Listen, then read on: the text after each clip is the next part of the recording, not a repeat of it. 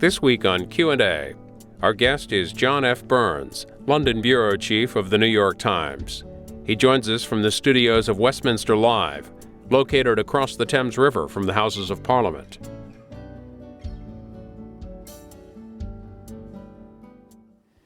John Burns of the New York Times. The last time we chatted, I asked you about a book, whether you were going to write your memoirs. You said, probably shouldn't. People say I should. Okay. Have you thought about it? I've thought about it, and there are a few agents in New York who could tell you that I am remiss. I've talked to them about doing a book. I came back from Iraq after quite a few years at the wars, Iraq and Afghanistan, to London a couple of years ago. And I really didn't relish the idea of the solitude of writing a book. You know, I would have told you when I was in Iraq and Afghanistan that I was relishing the assignment. I loved every minute of it. I hated leaving. What I hadn't anticipated is the difficulty of readjustment. Partly it's coming off a very big story. Partly it's the loss of the camaraderie, the exhilaration. But partly I think too it has to do with the fact that you've been in a place which is beyond, in some respects, the consciousness or imaginings of people, notwithstanding television and everything else. And I think probably, I'm talking now about a feeling that has receded, and has receded as I have come to be exhilarated by this assignment here, which has turned out to be, somewhat against the odds, one of the more important assignments that the New York Times has. We generate an enormous amount of news from London. I think it's probably normal when you come back from an extraordinary experience like that to want a period of reflection. And that's what I had when I came back from that. And hardly a day goes by without an agent or a publisher coming to me and saying, write a book. And I'm going to have to do it. I'm going to have to do it. One of our editors said to me once, one of the editors of the Times, you will never really be taken seriously as a writer unless you do a book. I mean, a book not of the kind I've contributed to and been co-authors of, but a book about your own experiences. I think I do have a story to tell, and I think I have to tell it. And I think if I want to be able to continue to belong to a good golf club in my retirement, when it comes, I'm going to have to. Where would you start? Where would I start? Well, I think I already know the subtitle of the book, which would be something that the Iraqi information minister under Saddam, Mohammed Saeed al-Sahaf, known in the United States as Baghdad Bob, known here in England as Comical Ali, to separate him from Chemical Ali. And he was a rather comical fellow with sort of Coke bottle specs. And he said something to me which I think would be the title or the subtitle of my book. When American troops arrived at the heart of Baghdad on, as I recall, the 7th of April, 2003, and we saw Baghdad Bob, Comical Ali, at a news conference on the mezzanine roof of the Palestine Hotel, which gave us a view to Saddam's palace, pretty much like the view we have here across to the Palace of Westminster. And he's standing with his back to the palace, which was 800 or 1,000 yards behind him, across the river. He told us that the American army had been defeated at the gates of Baghdad and was in retreat, and that tens of thousands of American soldiers had been killed. And at this very moment, over his shoulder, there were troops of the 3rd Infantry Division of the United States Army who were bootless, dangling their feet off a pier in what became known as the Green Zone, the grounds of the Republican Palace, cooling their feet. And I said to him, Mr. Minister, I think if you looked over your shoulder, you would see that the United States Army, far from being defeated at the gates of Baghdad, has actually captured the heart of Saddam Hussein's power. And unblinking, and certainly without any kind of a glance over his shoulder, he looked at me and he said, Mr. Fisher, they always use my middle name, It's a habit in the Middle East. Mr. Fisher, he said, I'm here to tell you that you are too far from reality. I think my book would be about living beyond, for a very long time, beyond the bounds of Western experience, the common Western experience. China under Mao, Soviet Union at the depth of the Cold War, North Korea, Afghanistan, Iraq, the extraordinary people that you meet, the extraordinary evil that you encounter, but also the inspiriting goodness in the human soul, which is rather the larger theme for me. I'm not particularly religious. I hope I'm not particularly self-righteous. But that would be a very major theme for me, is that how in the midst of darkness there's always light. Just so those who've never heard us talk before, what years in China? First years working for a Canadian newspaper, the Globe and Mail, from 1971 to 1975, which was more or less the last 5 years of Mao Zedong's life, and also the mid to late part of what was known as the Cultural Revolution, the great chaos which Mao occasioned by trying to turn Chinese society, in fact, upside down. Then I went back to China when they began to open to the world in the 1980s, an assignment which ended with my imprisonment for spying, which I hasten to say, of which I was not guilty, and which the Chinese ultimately themselves, after a little bit of foofara, acknowledged, but 2 or 3 years later. And the Soviet Union, between those two, I'm inclined to say in the time of Leonid Brezhnev, except that I felt that I had a kind of season's tickets to funerals in those days, and we had 3 Soviet leaders in my time there. Apartheid South Africa, also at the depth of apartheid. I was extraordinarily lucky in my assignments. I didn't set out ever to be a foreign correspondent, and I certainly didn't set out to have these assignments. I just felt like I had a kind of angel on my shoulder that carried me to these places at times of particular interest, and there was somebody who was prepared to pay me for it. You often heard it said, for me it's actually true, if I were a wealthy man, which I'm not, I would have done with my professional life exactly what I have done. When we were talking in 2007, you were between Iraq. Actually, we were going to go back for a few days, but then you were going here to London to be the bureau chief for the New York Times. 3 years have passed. How does Iraq look to you from here? I have to say I'm apprehensive. I have a particular personal reason for apprehension, which is that my wife continues to work in Baghdad and now Kabul. I have, of course, a professional and a wider personal interest in what becomes of Iraq, but I've always felt, and I think the recent indications strongly support this, that as the American military presence diminishes, and it's now at or below 50,000 and set to go to either 0 or some negotiated number much lower than 50,000 within the next 13 months, that we would see a resurgence of violence and possibly even a renaissance of civil war there, because none of the fundamental problems have been solved. The problems that occasioned all the troubles that have enveloped the United States and its allies in Iraq and the Iraqi people since 2003, all those problems remain.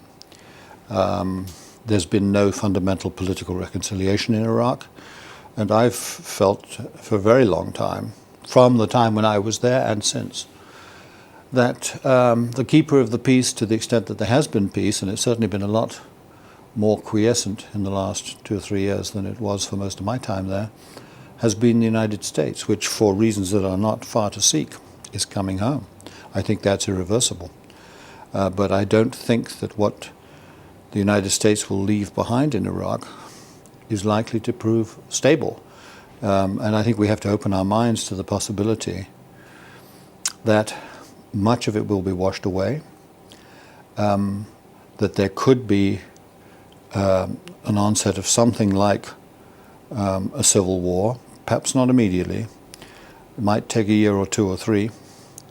And that if I had to put my money on a likely outcome, it would be that peace in Iraq, and it might be a very harsh peace, is likely ultimately to be imposed once again by autocracy. We just have to hope that if that does happen, the new ruler, the new dictator, will be a lot more benign than was Saddam Hussein. Counted up this morning. By the time this airs, it won't be quite the same number. But in 2000 in Iraq, Americans lost 961 to death. In 2008, 322.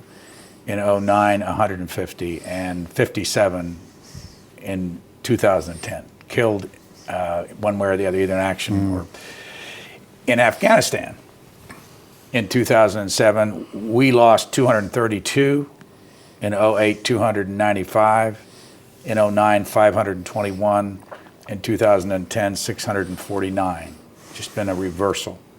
But the United Kingdom, which lost 179 in Iraq for the whole time we've been there, has lost 344 in Afghanistan, and we've lost 1,393 for the whole time. So the British are, it's a disproportional to what it was in Iraq and Afghanistan. Yeah, it's a not much noted, that's outside these precincts, especially at the House of Commons and 10 Downing Street, which are just over my shoulder here. It's a not much noticed fact that proportional to population, proportional to the size of the armed forces, proportional to the size of the deployment, 10,000 British troops in Iraq compared to now somewhat over 100,000 Americans, Britain has taken heavier casualties than has the United States. This is not to diminish. You just gave a figure which I must say I find surprising. Over 649 American killed. 649 so far in 2010. 2010. Well, we think about it. That's getting close to the number of Americans who died in Iraq in the first year in Iraq. I mean, this is a pretty discouraging trajectory. I need to say, because much of my family lives in Canada, and I did start my journalistic career in Canada, that every time I speak about or write about the high incidence of British casualties proportionally in Afghanistan, I get quite a few emails from Canada, from people saying, why do you never mention Canada in this? Canada has lost, Canadians will forgive me, but it's between 150 and 200 soldiers killed in Afghanistan, which proportional to their deployments, which I think I'm right in saying have never exceeded 3,000 troops, over the last several years, make them, I think, by quite a distance, proportionally, the nation that has paid the highest price. And they have said they're coming out. Their troops will end their combat mission at the end of 2011. I think Canada deserves recognition for this because Canada had developed a reputation for certainly being a major contributor to the United Nations peacekeeping efforts, but had not had its troops in combat in any, as I think I'm right in saying, in any serious conflict since Korea.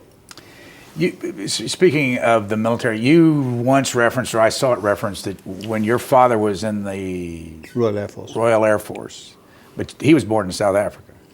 He was, yes. Did he once command 60,000? Well, he used to say when he retired, he was referring to his time in the Royal Air Force in Germany. He said, I went from running an Air Force of 60,000 men to running a lawnmower.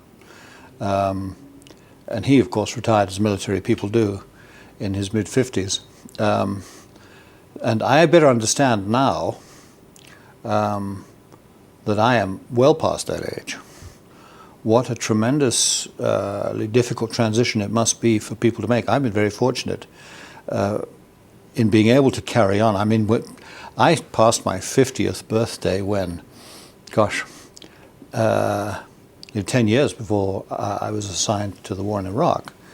And I felt tremendously, I must say, lucky to have been able to carry on a career in our business well past the point at which many people in public service certainly retire. I noted with some satisfaction when I was in Iraq that the United States Congress increased the retirement age for American generals.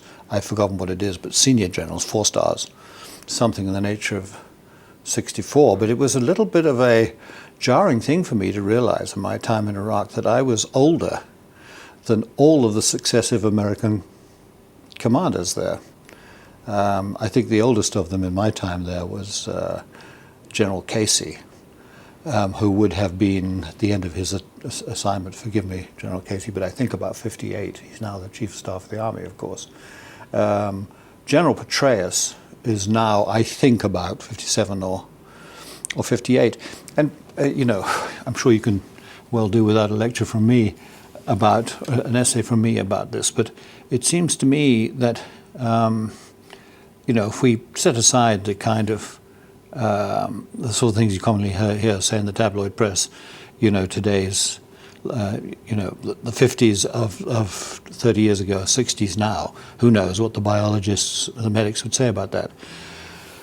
But it seems to me that, many people of my age would say, you put the challenge to me and you see if I can perform as you want. And I think that we see lots of evidence that people in their late 50s and 60s are perfectly capable of performing it at just as high a level. They may not be as fleet of foot, but you'd like to think that you make up for that with a little bit of what Poirot calls the little grey cells.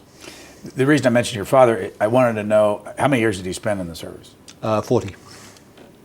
What kind of impact did that have on you, being in a military family, as you began to be a reporter?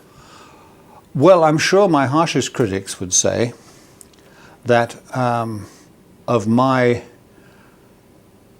as I see it, attempt to see both the best and the worst of the Western, particularly American military performance in these wars, that he would say that, wouldn't he, because his father was a ultimate quite senior officer in the British Armed Forces. How high was his rank? Well, he became a 1-star general at the height of the Cold War. It was that gave me my first encounter with Americans, as it happens. I was playing golf with him on one of the air bases he was responsible for in Germany. It had a golf course. I remember the 14th fairway. And we passed this dome, grassy dome, surrounded by concentric rings of razor wire, and attended by these, to me, curious-looking characters in army camouflage. And he said, "Do you know who they are?" I don't know who they are. He said, "Those are Americans." Something for which he probably could have been court-martialed. He said to me, "That's where we keep the nuclear weapons that we would carry to war in British aircraft if there was a war with the Soviet Union." Now, at that time, I'm not even sure whether it doesn't still exist. It certainly does in respect of Britain's nuclear submarines, which carry Trident ballistic missiles, which are American missiles with British warheads. There was a so-called joint key, shared key operation where the weapons were American weapons released to Britain by the United States President at a point of the imminence of war, and the British Prime Minister then had his decision to make as to whether to deploy them. So that was my first sighting of Americans. I was 14 years old. And for reasons I've pondered ever since, because my father's been gone now for 20 years, he said to me, "Those are the people that keep the peace in the world." I'm thinking now, from what I've learned about some of the conflicts in which he was engaged, internal conflicts, that the reason he said that was that in the aftermath of the Second World War, and still vestigially, at least to some extent, there was a certain amount of unease in Britain and in the British military about what some people regarded as the usurpation of power in the world by the United States.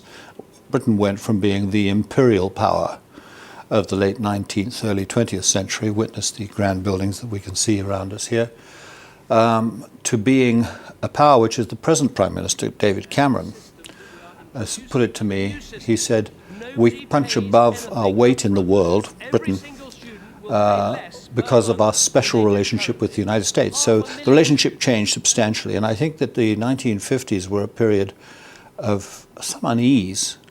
It's a little known fact that on D-Day, Britain and its Commonwealth partners, Australia and Canada, principally New Zealand, landed as many, I think I'm right in saying, troops on the beaches of Normandy as did the United States. That was probably the last moment at which, and the last moment in the Second World War, at which there was that kind of equivalence. Once George Patton and the Third Army got going, we very quickly became a much smaller, Britain became a much smaller component of it.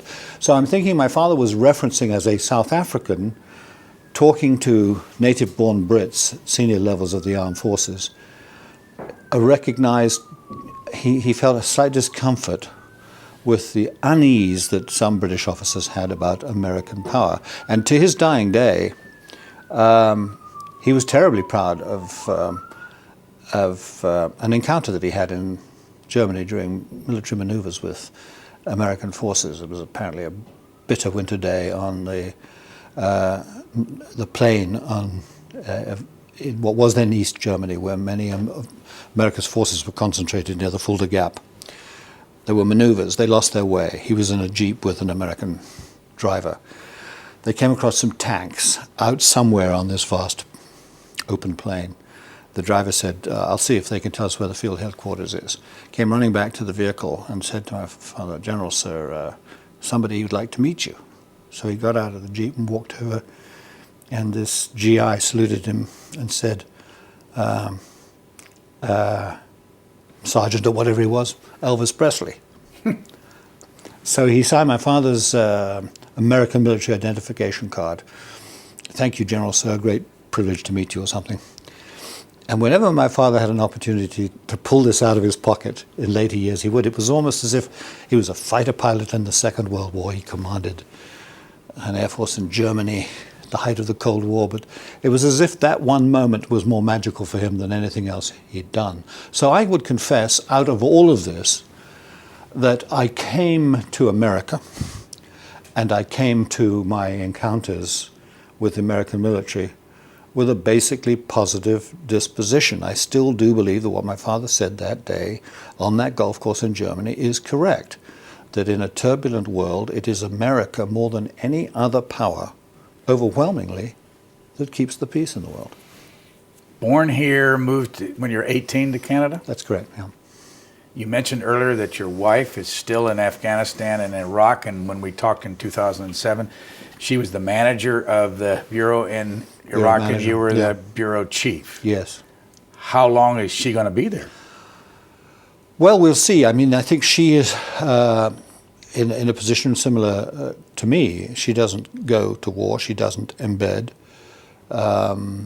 But she is living in and working in very dangerous places. And now that I have been back from those places for some time, I understand much better what it is for those hundreds of thousands of families, American families, British families, who have their loved ones at war.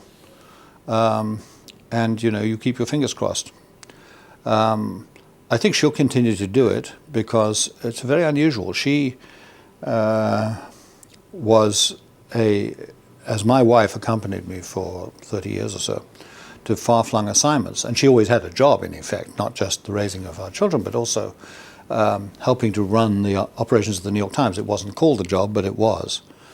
That became formalized with these wars. She left for Pakistan, later Afghanistan, within 3 weeks of 9/11, and she's never really come back. She comes back on leave, and she too is now in her 60s.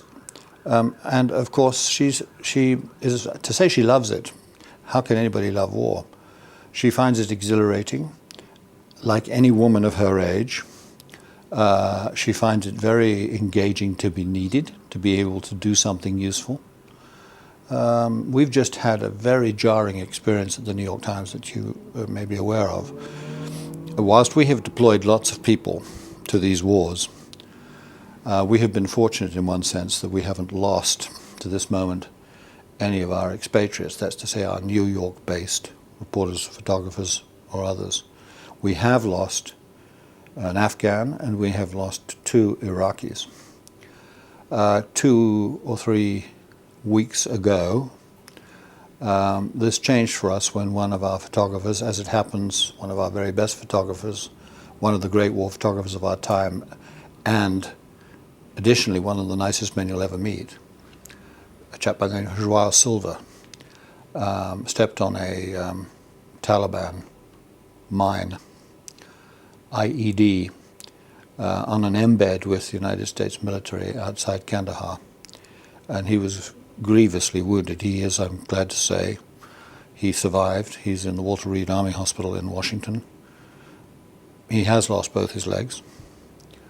He is a remarkable character, truly remarkable. Apparently the first conscious words he spoke, at least to our photo editor, were, "I'm good." That's Joao Silva for you. Born in Portugal, raised in South Africa. We, in experiencing this, and it's tragic incident of this kind at very close hand, it's interesting. We've seen it 1,000 times occurring to others. Now it's happened to us. And it's a very, very educative experience. And I must say, I think we're all extremely happy that Joao has, by the generosity of the United States military, been taken into Walter Reed, where he is and will be amongst many soldiers and others who have had similar experiences. Almost without question, I would think, the greatest orthopedic rehabilitation center in the world. And he will have the comfort, if one could call it that, of being with others who have been through the same thing and who fight their way, as he certainly will, back to health. I think we're going to see Joao Silva. No braver man, as I wrote in the foreword to one of his books, no braver man, nor more popular, ever carried a camera into battle. And I'll put my money on Joao Silva being back there, carrying a camera into battle, before anybody currently can imagine it. My memory was that you had about 100 people involved in the Baghdad Bureau. When we did. You were there in 2007. How big is it now? Well, it hasn't shrunk a great deal. I'm sure to the disappointment, somewhat disappointment, of the people who have to pay the bills, because the war, obviously, for America is tapering down. And I think that our ambition, our hope had been that we would be able to do the same thing. But there's a kind of critical mass that you need if you're going to operate effectively at all, because we have to provide our own security, and that accounts for 50 or 60 of those 100 people.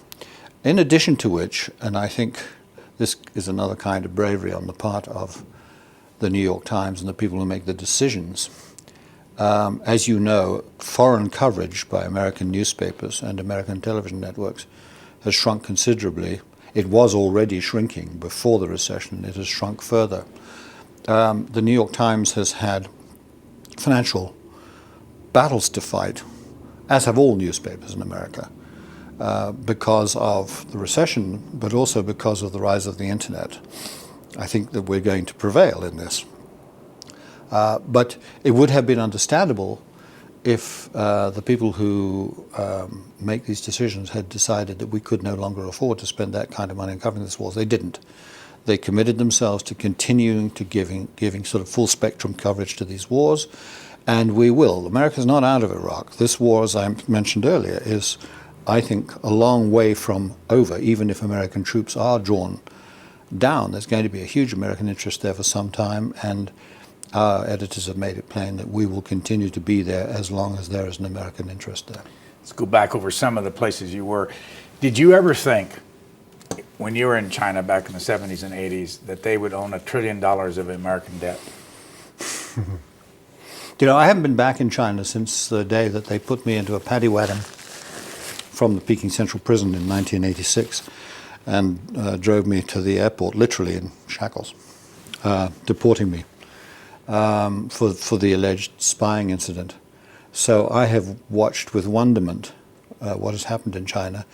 They've invited me back many times.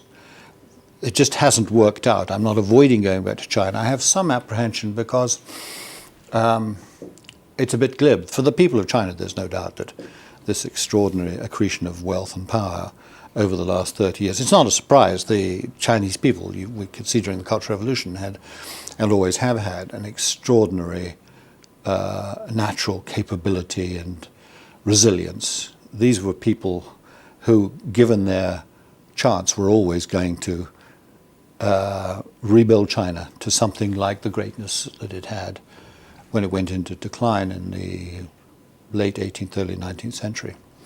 But if there's a sort of apprehension, it's because the first China, the China I first saw 40 years ago, was a China which, communism notwithstanding, had changed very, very little in the previous 150 years. I could get on a bicycle and cycle into traditional China in 3 minutes. That was an enchanting place. It was an enchanting kingdom. I loved it.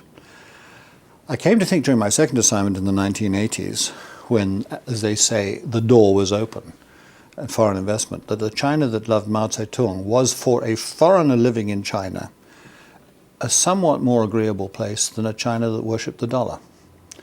Of course, there's no argument that Chinese people are vastly better off than they were. Witness the fact that they can now afford to buy $3 trillion of American debt. They're changing the entire configuration of the world we live in. And that's very good for the people of China. It's in many respects good for us. In some respects, I think, inhibiting. It's going to present us with all manner of problems. Our children's generation, certainly. But I'm speaking only about the experience as a visitor. You've probably been to China in those years. I haven't been. But I think I'll have a strong nostalgia for the China of my youth. What kind of a grade, now this kind of sounds silly, what grade would you give a Mao Zedong as a leader? As a guerrilla leader? Probably 10 out of 10. Why did they adore him if they did? Well, you know, Mao Zedong wrote his own epitaph, really, on the 1st of October 1949. This was the moment when the communists took control of all of mainland China from Chiang Kai-shek's nationalists. And he ascended the Gate of Heavenly Peace in Tiananmen Square. And he said something like those words of Churchill spoken across from the river here in 1940 that will resonate forever in Chinese history. He said, after centuries of oppression and humiliation, I'm paraphrasing this part, the Chinese people have stood up. That had an enormously motivating power for the people of China. And of course, in their enthusiasm, they, in effect, endowed or allowed to be invested in Mao Zedong absolute power. And as always happens, that power was corrupted, and corrupted terminally. By some estimates, 10 million people died during the Cultural Revolution. More than that died during the Great Leap Forward that occurred some 10 years earlier than that. An awful lot of people in China died as a result of the dictatorship imposed by Mao Zedong. It'll be history, and history, as measured, I would guess, probably a long time forward from now, before a settled opinion can be reached about Mao Zedong. And from all I see and from all I experience in talking to Chinese people nowadays, and I don't mean just Chinese officials, China is in a very conflicted state in its views of Mao Zedong. They have looked pretty honestly and openly at the disasters that were brought upon the country by Mao, but I think they've also recognized that 1949 marked a historic turning point of enormous importance. I find him fascinating enough a figure that at my home to this day, in my living room, I have a rather wonderful porcelain bust of Mao Zedong acquired during the Cultural Revolution, and underneath it, on the little wooden stand, his little red book. Remember how the millions of Chinese walked through the streets waving his little red book? The little red book is actually quite a valuable little document, partly because it's a kind of boiled down, synopsized version of Chinese philosophy through the ages. Confucius, Sun Tzu, the military strategist. And some of the teachings in that little red book I have found very useful in getting out of or avoiding getting into trouble of various kinds. One of them, his doctrine on guerrilla warfare. I really actually think I told my children about this when they were almost knee-high to a grasshopper, having to do with disputes at school. Doctrine number one, don't engage the enemy unless victory is certain. Number two, don't engage the enemy unless victory is essential to your cause. Now, if you apply those two provisos to many incidents in life where there's a potential for conflict, it turns out that you can avoid about 80% of them. First of all, because if you look realistically at it, in many such conflicts, potential conflicts with the people who employ you, potential conflicts with difficult officials in faraway countries, it's safe to assume that you're not going to win. If you're not going to win, don't engage. Now, some people would say that this is a formula for ducking problems. I think it's a formula for at least a modest degree of success in life. You mentioned your kids. We talked about your son last time. I figure he's about 28 now. Mm-hmm. But you mentioned that he was born a pound? He was, I think, 1.1 pound, yeah. And Brigham and Women's Hospital in Yes, Boston saved yeah. him? Well, there are three of us in our family. He's one, I'm another. My wife is a third, who are the beneficiaries of high technology American medicine. I don't want to be maudlin or melodramatic about it, but I think all three of us would not be walking around now if it wasn't for that. We talked about your lymphoma last time and the Sloan Kettering, where you Yeah. spent a year? Did you spend a year in It the took hospital? them a year to turn me around and push me back out on the street. The relevance of that now, if there is any relevance at all, is that we're talking here in a country which has a system of socialized medical care, which is extremely expensive. The budget of the United Kingdom government is about £700 billion a year. That's in the region of $1 trillion American dollars.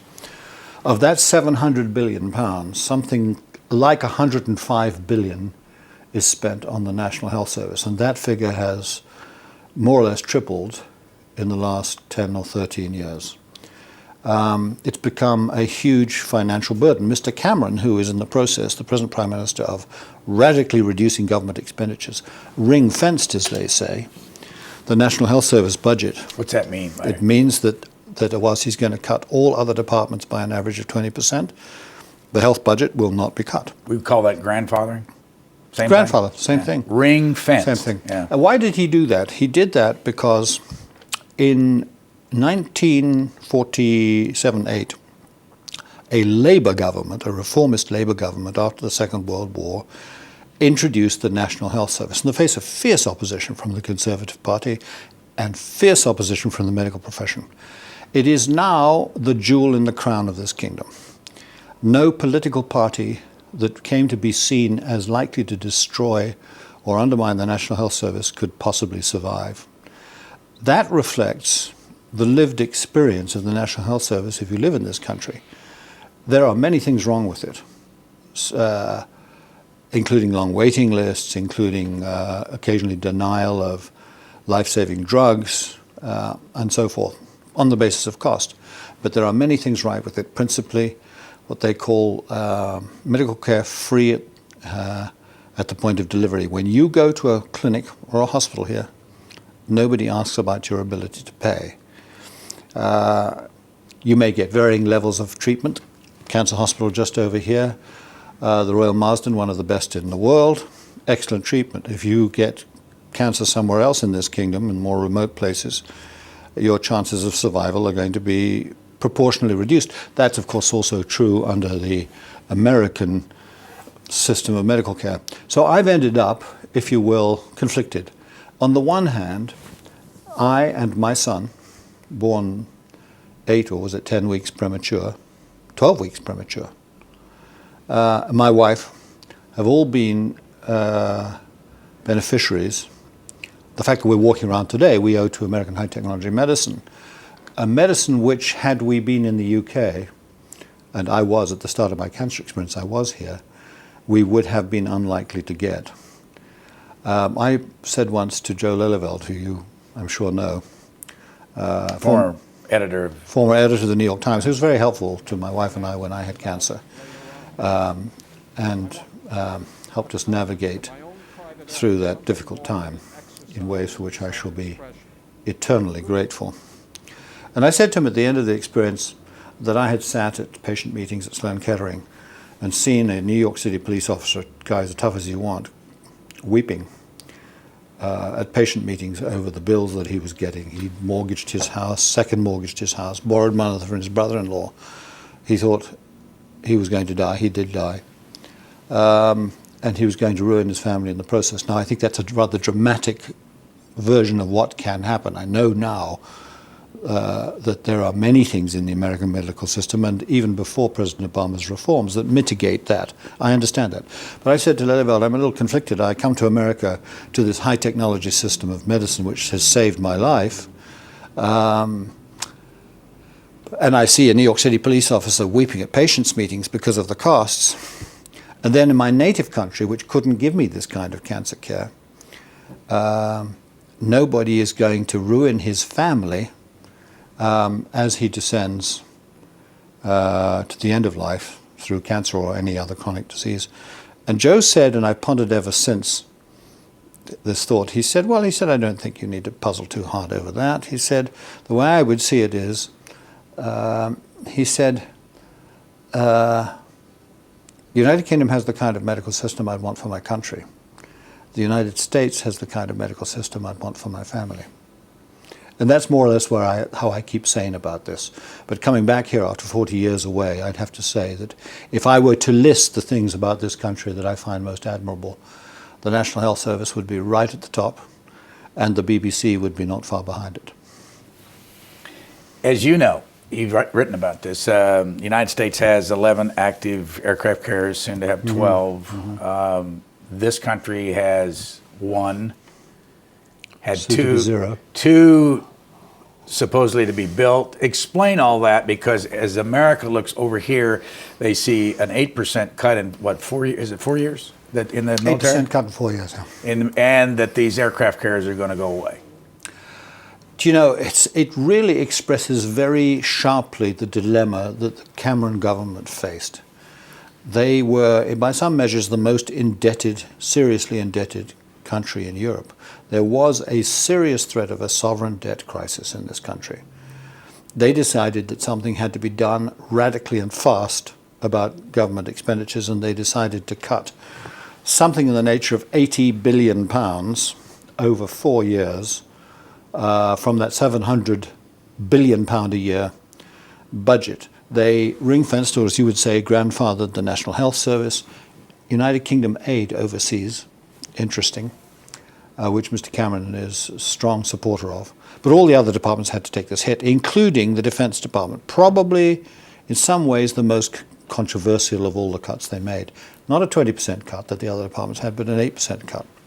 And in the course of that, they decided to scrap, and scrap immediately, Britain's only aircraft carrier capable of carrying fixed-wing jets, the Ark Royal, which has a name that resonates through history back to Henry VIII.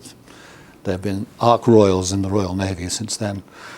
25-year-old ship, probably with another 25 years of life in it, scrapped. All the aircraft that have flown from the decks of that carrier, all Harrier jump jets, scrapped immediately. 2 aircraft carriers now are building in Scotland, I believe, which cost about something in the nature of $8 billion, $4 billion each. It's much smaller than American aircraft carriers, but still. They looked at scrapping these altogether, decided it would be more expensive to scrap them than to build them. But then they went a step further, which has people, I must say, scratching their heads. They said, we will build them, but one of those two we will put into service for only 3 years before we will mothball it and sell it. So they're building an aircraft carrier, a $4 billion aircraft carrier, right now, knowing that it will only do 3 years service. The other one will be put into operation, Queen Elizabeth it will be called, and it will get a new generation of joint strike fighters, a joint UK-US, European-US project, the most expensive combat aircraft ever built. They'll get the naval version of the Joint Strike Fighter, but they won't get those aircraft. They won't be deployable for another 10 years. So the net of it is that Britain will be 10 years without an aircraft carrier and without aircraft that can fly from a carrier.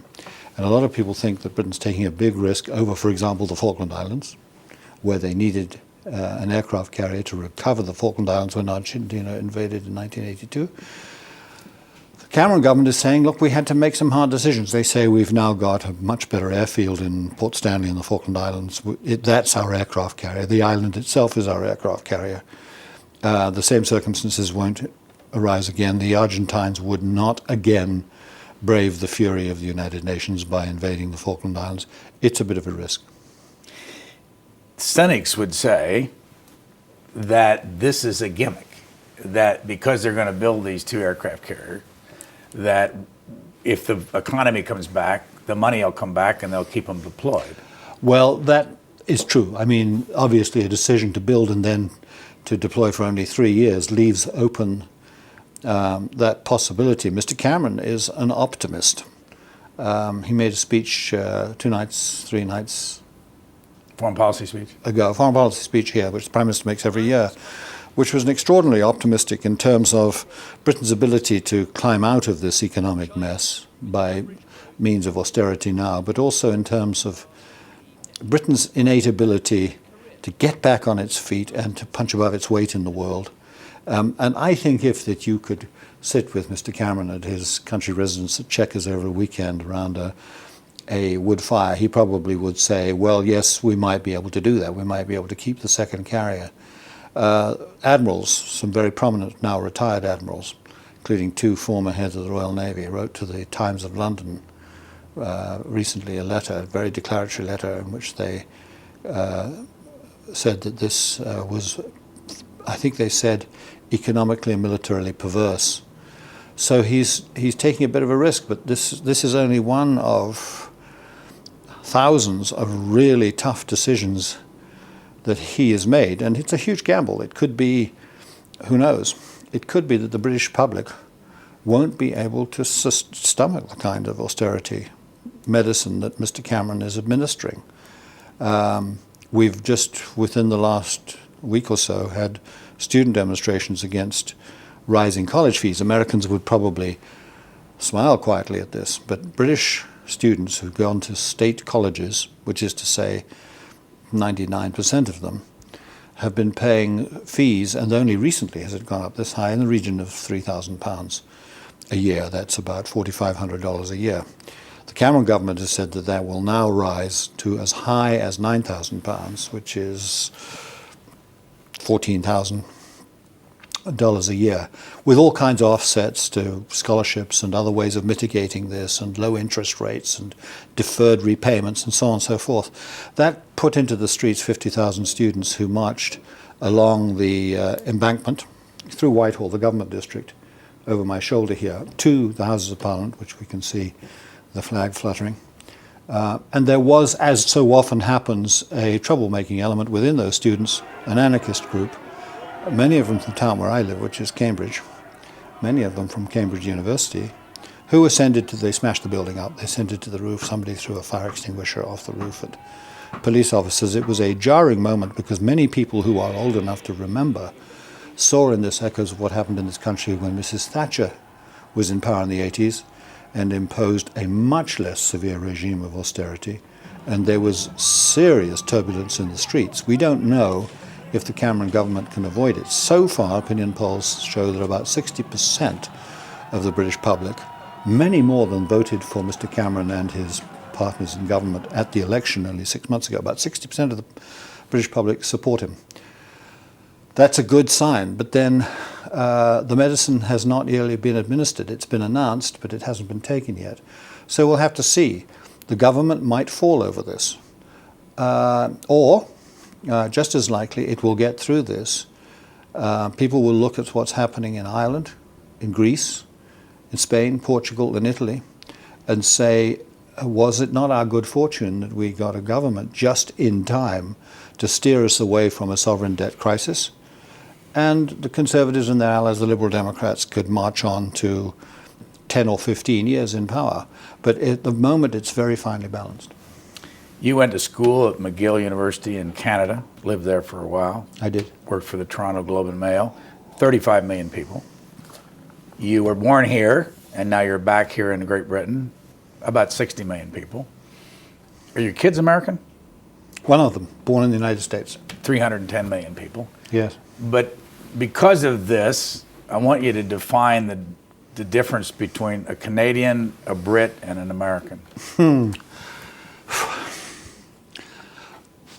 Well, probably the easiest way to address this is to say what it is that I admire most about the United States.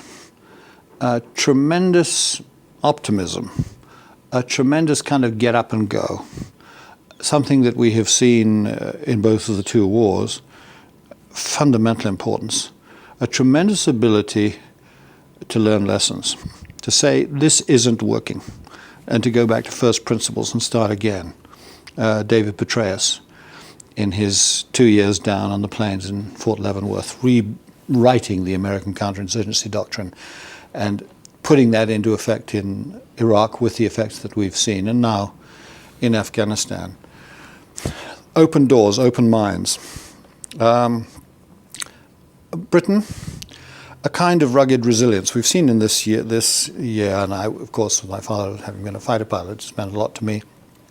70th anniversary of the Battle of Britain, and Winston Churchill standing in the House of Commons across the river and making his finest hour speech, and then later that summer, a speech about the Royal Air Force and the Battle of Britain.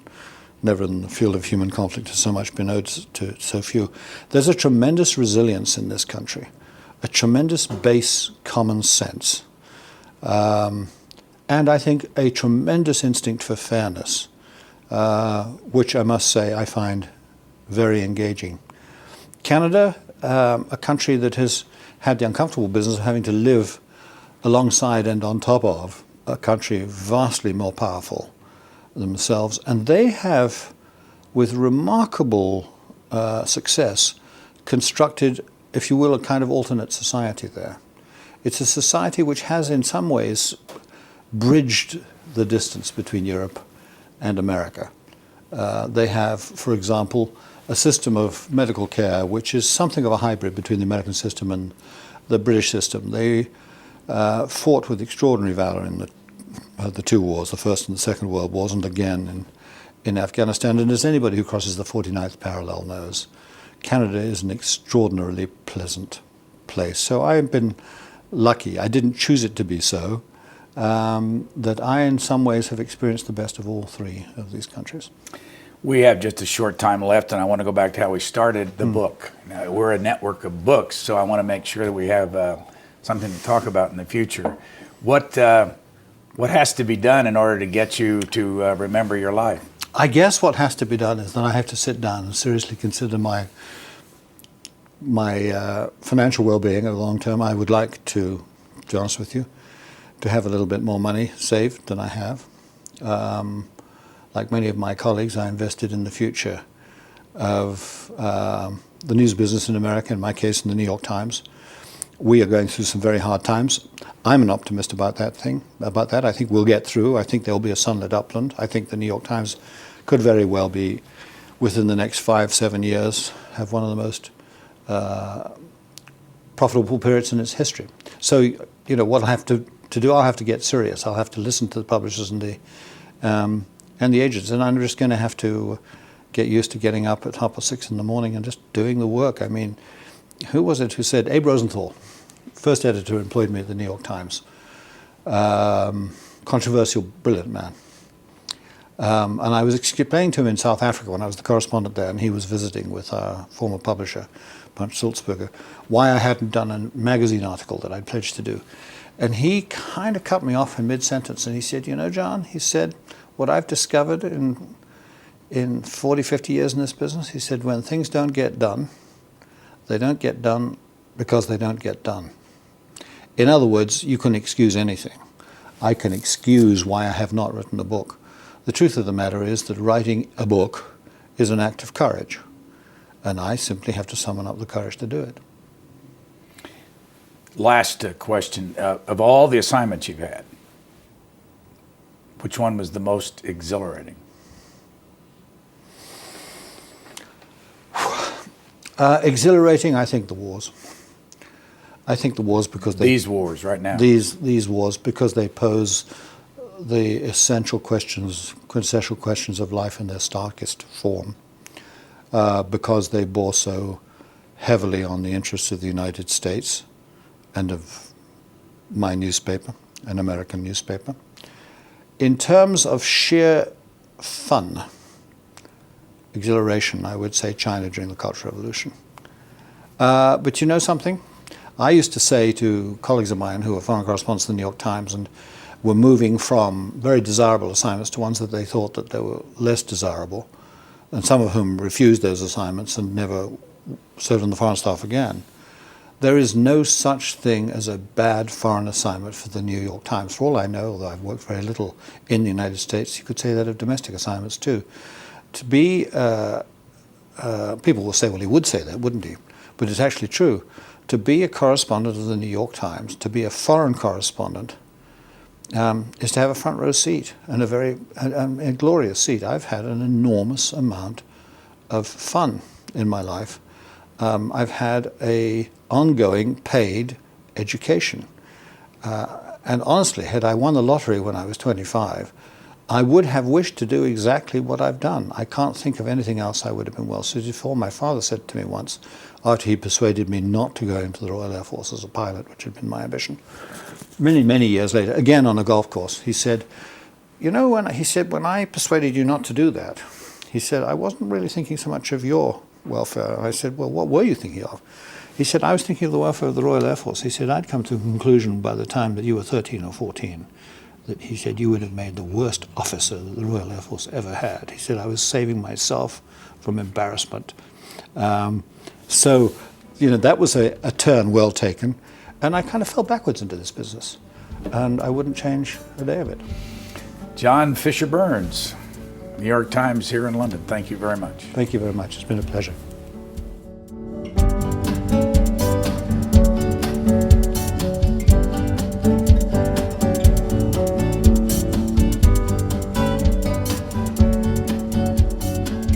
For a DVD copy of this program, call 1-877-662-7726. For free transcripts or to give us your comments about this program, visit us at qna.org. Q&A programs are also available as C-SPAN podcasts.